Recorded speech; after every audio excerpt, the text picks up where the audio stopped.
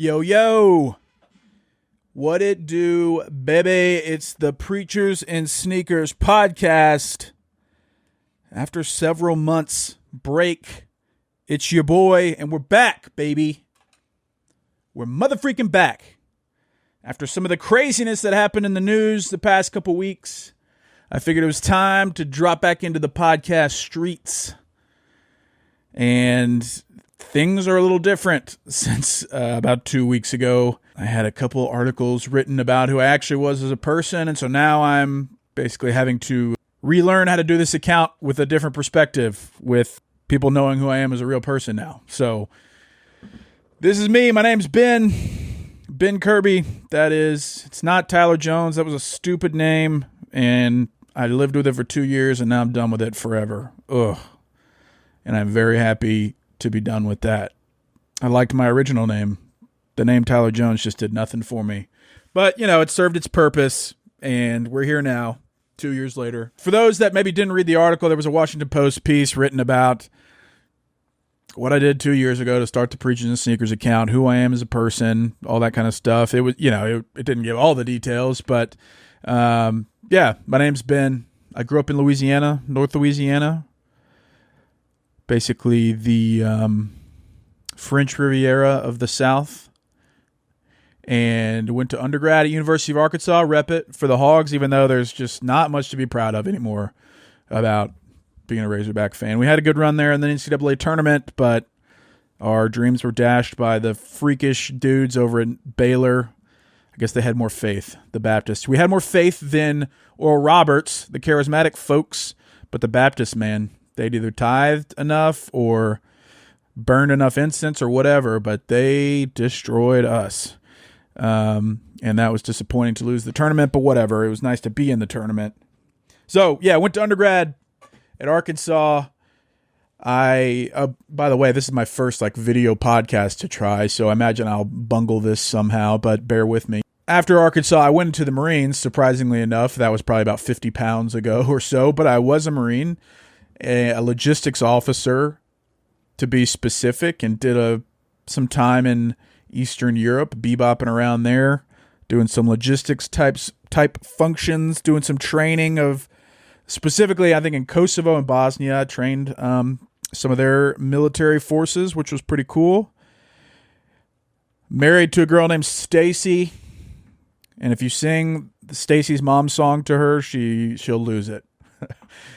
You will have not been the first to do it, and she will not appreciate it. But I'm married to my wife, Stacy. I've got these two dogs, Gumbo and Rue, that are sitting next to me here. And we've got our first actual human child on the way in about 2 weeks, 5 days before my book comes out. So I'm totally chill. I'm totally relaxed. I'm not panicking or freaking out whatsoever. So all the prayers and diapers appreciated if you have it in your heart or believe in that kind of thing. So yeah, we're about to have a kid, along with having a book at the exact same time. So that should be interesting. I'm currently in Dallas, Texas, God's country to a lot of people. But my wife and I have lived here since 2018. And that's kind of how I had the time and the ability to start the Preachers and Sneakers account, because I was in my MBA program and had a little more flexibility than if I had a regular job. So I started the account in 2019, which was a year into my MBA program. And now I've since graduated from the MBA program, all while writing the book, Preachers and Sneakers, Authenticity in an Age of For-Profit Faith and Wannabe Celebrities. That's coming out April 27th. That's kind of my main focus right now. And it's weird to think that I got a book's worth of stuff to talk about with the account. I think a lot of people were expecting me to flame out a lot earlier than this. So I'm just grateful to still be around and to be part of the conversation, however you see the conversation. So yeah, the Washington Post did an article, Sarah Pulliam Bailey did an article about me and the account a couple weeks ago, basically saying, hey, this dude's name is actually Ben. He's an idiot. And since then, I've had the opportunities to do media interviews and podcast interviews and the newspaper, that kind of stuff, which has been cool to talk about the book and talk about where the Preachers and Sneakers account is now, which has been fun. And part of that is trying to move on to the next stage of what the account is. And I'm still determining that. It'll probably won't know really what the next steps are until once we see what happens with the book. If the book does really well, then maybe I'll get the opportunity to write again about something else. And if it bombs, then I'll probably be back on the job search looking to hump a cube somewhere. So if you're interested, would love for you to pre-order the book. PreachersNSneakers.com has all the links to go pre-order from whatever retailer you buy books from, even though you're probably going to buy it from that one retailer that we all use to buy books and everything else, which is great. I'm starting this new season of the podcast to kind of go through some of the chapters of the book and get into maybe some of the deeper questions that the book hits on, and is way less about, hey, so-and-so is wearing a pair of $1,000 sneakers, and more like, hey, there's a lot bigger issues here than just the sneakers. And so this new season of the podcast is going to hope to achieve that.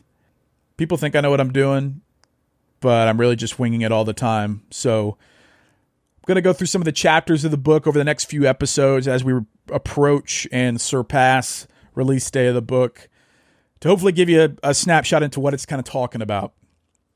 And one of the main themes of the book in general is this tension about making money off of being a quote unquote professional Christian, whether it be a pastor, a preacher, worship leader, minister, all that kind of stuff. And like the idea that you can literally get rich off doing just that. And that's one of the big themes that came up. My camera keeps shaking, my bad. See, this is like an amateur operation. If you're watching this on YouTube or wherever you watch the video, you can see me struggling with this camera mount. amateurhour.com/poverty and no experience. Anyways, one of the big themes that came up about the Preachers and Sneakers account was that this idea that in modern Christianity, you can actually get rich off of just being a pastor, which for a lot of people is hard to fathom given the subject matter and given everything we know about what it means to be a spiritual leader or a minister of the gospel. And it makes people angry. It makes people confused. I probably fall into that camp. And then other people think it's fine, think it's a result of God's favor in their life. And there's some merit to that. I do think that it's worth asking about, because at a certain point it becomes more about the money and less about the ministry.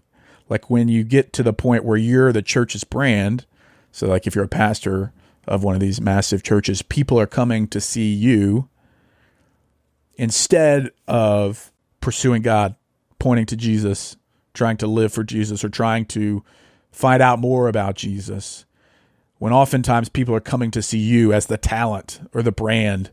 And in an individual circumstance, or all these individual situations, it's probably fine. But at a macro level, this is happening a ton, where now churches are basically multi-layered, multi-million-dollar corporations that don't look much different from a for-profit corporation. I mean, right now as a pastor,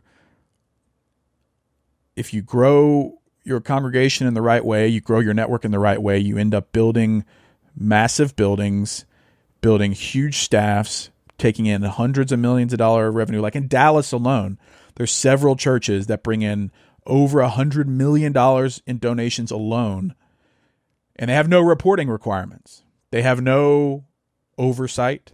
They have no required transparency. They might be able to offer some transparency, but there's no required transparency. So you start to get into these discussions about, dude, when is all of this too much? Because It started as you wanting to be a church planner, help people grow in their faith, and then it turns into a well-oiled money-making machine. In order to support the operations of the church, which is great, but also the improvement of the pastor leader's lifestyle and image and brand. I mean, if you grow the right kind of church and write the right kind of books, you can turn into a New York Times best-selling author. You can have a show on Oprah's network. You can have a reality show. You can build immense publicity from just being a good pastor or preacher of the gospel. And when you get to those points, it very quickly cannot be about Jesus at all. It's about how inspiring this guy is, or how this is one of our generation's best communicators, that kind of stuff, where it's all about the human involved, which I don't know how many times we have to see dudes screw this up to realize, oh, nobody's really worth putting up on a pedestal that much. And church should exist to point people only to Jesus and not be a hub of some guy or girl's personal brand. So that's a big piece of what I talk about in the book and get into some of the issues around that. But I also give a look into maybe some of the nuance behind how obviously we want, or most people want, pastors to be compensated for what they do. It's a hard job. The demands are hard. But there's also some wisdom in portraying yourself in a certain way when you know that you, at least in a perceived way, live off the donations of others. Maybe you don't take a salary from the church, but I bet you sell your books to the church and you have unlimited access to that platform. So like even in my own experience, like I wrote a book, got it. You raging ass hypocrite. You wrote a book. The amount of work it takes for me to like create content, to market the book, to design merch, to sell the merch, to host the podcast, to host the website, to design the website, to manage my social accounts, to manage my email address or all my emails, all that kind of stuff. I have to do all myself. I don't have a team. I don't have a graphic design team. I don't have a production team. I don't have a staff of worker bees that can work, like fix my logistics for me if I need to put out a run of shirts or something. And so you can see how building all those teams and assets can really benefit you. And it's amoral, like in a vacuum. It's neither moral or immoral. But you can see how building up a big church staff can really easily benefit you. And so I just want to be the type of person to ask a question like, hey, is that what God intended for church? Did God intend for church to be a jumping off point for a charismatic dude or girl, a good communicator, to build up a staff of worker bees, to give them the resources and bandwidth to write a book, to go to sell it to their 30,000 person congregation, and then go to their buddies' churches' congregations, sell the book there, become a New York Times bestselling author, become a freaking world-renowned speaker, all that kind of stuff. So going back to what I was saying earlier, there's part of the book, I think that one of the chapters is called Harley Moments, because I tell this super harmless story about a time when I was 6 years old that I had a question about a pastor's Harley without any context, without any information. It's a 25-year-old story, completely harmless, but I used it to prove a point that was the first time that I had this kind of question about like, hey, does it matter if a pastor is living off of tithes or perceived living off of tithes? Does it matter what he spends or how he portrays himself in the public, that kind of stuff? And I think I know for a fact, there's thousands of other people that feel the same way, that see church as turning into a retail enterprise that's focused on a whole lot of extra stuff that doesn't have to do with God at all. It may have started to deal with God, or started to be, okay, I suck at words. It may have started as a genuine pursuit to want to point people to Jesus. But now that it's objectively hard to just focus on that now that you have buildings, staffs, like a whole staff, maybe it's staff. You have all these buildings, you have all this staff, you have all these operations, and you have your personal pursuits with the book, video, podcasting, all that kind of stuff. Then your merch, church merch, all that kind of stuff. You're speaking. And then at the same time, you're also buying commercial real estate as like this pseudo Christian church commercial real estate holding firm. So now you're using church dollars to invest in real estate. And so like maybe investing is the wise thing to do, but you're not a 501c3, bro. If you're buying commercial real estate, you're taking in hundreds of millions in donations, you're making massive profits on your church merch, all while using a church staff under the guise of just being a religious institution. Bro, come on. And I think at a macro level, the church has to contend with that, because what it's turned into is a very representative organization of what our world looks like. And from the outside looking in, to a lot of people, it just looks like we're in it for profit. It just looks like we're in it to, under the guise of being Christian, grow our name, grow our income, grow our reach and social platforms and all that kind of stuff.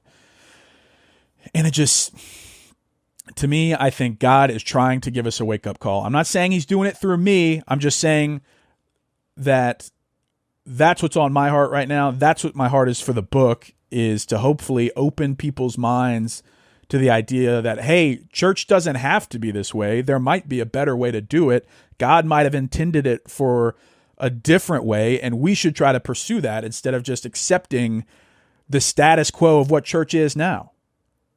Again, if you hate me, you're going to think I'm a hypocrite because you're going to assume that I've just been criticizing people for making money in general, when in fact, I've never done that. I've got my MBA. I like making a profit. I want others to make a profit. That's what drives innovation. That's what drives, that's how we got food delivery and Netflix and everything, is profit-driven pursuits have given us this like much easier life in a lot of ways. But it doesn't have to be done through church. And if the focus gets away from elevating Jesus more so than anybody else, then that's a problem. And if you don't see that as a problem, I would encourage you to take a second and just look at the landscape of what it means to go to church now. All the dollar signs that go into making church happen just on Sundays, not the rest of the days of the week, just on Sundays. The band, the screens, the smoke machines, the massive soundboards, the expensive guitars, the expensive in-ear monitors and Nord keyboards and drum sets, the staff that it requires to plan for that and execute it. Sure, we use volunteers on Sundays. The coffee shop, the video production, the projectors, the air condition, to just air condition the place. Like, believe me, I mean, I'm a big fan of air conditioning. I'm just saying there's a lot of dollar signs that go into making church happen.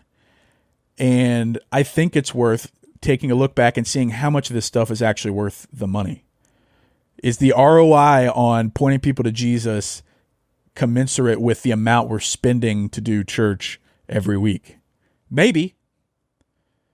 But if you've just never thought of that and have just accepted how we do church as you've just accepted the status quo as fact, I think that's being intellectually lazy. I think that's doing a disservice to the flourishing of God's church to say, you know what, I'm going to let these guys dictate how we do it, and I'm just going to go with it. Come on, man. Like the church is comprised, the real church is comprised of God's people or people that are looking to find God. So you have a say in these things, especially if you're part of a community where you tithe and you're involved with, smaller community groups and you serve at that church. You absolutely have a responsibility for the flourishing of that church. Don't just accept it as a status quo. But if it's working, great.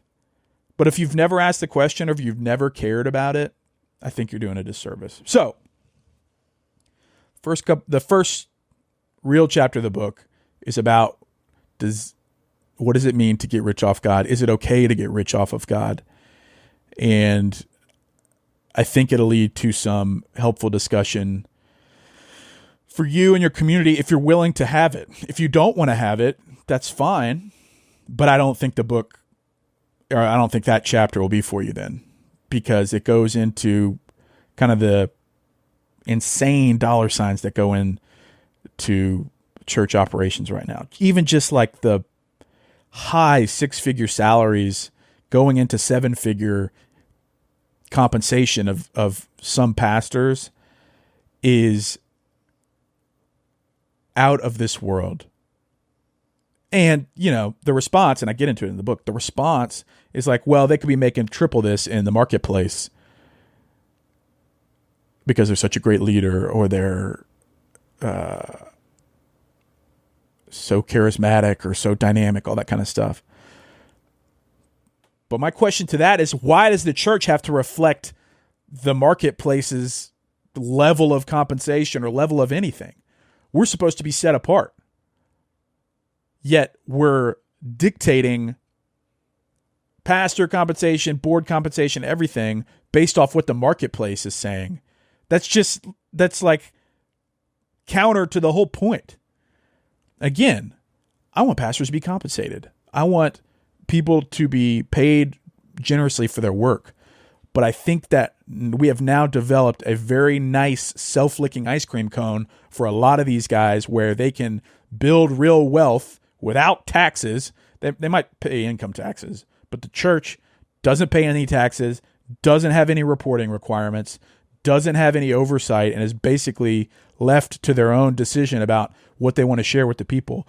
It at least makes it a very ample opportunity to misuse some funds, to jack up some. It'll be very easy to be a negative actor if you want it to be. I'm not saying anyone is, but there has been plenty of examples throughout history where they've done just that.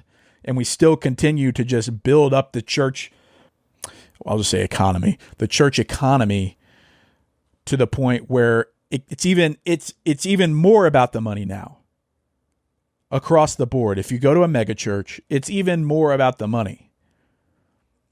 And I was on Bad Christian Podcast earlier this week, and they made a point that I hadn't really considered much.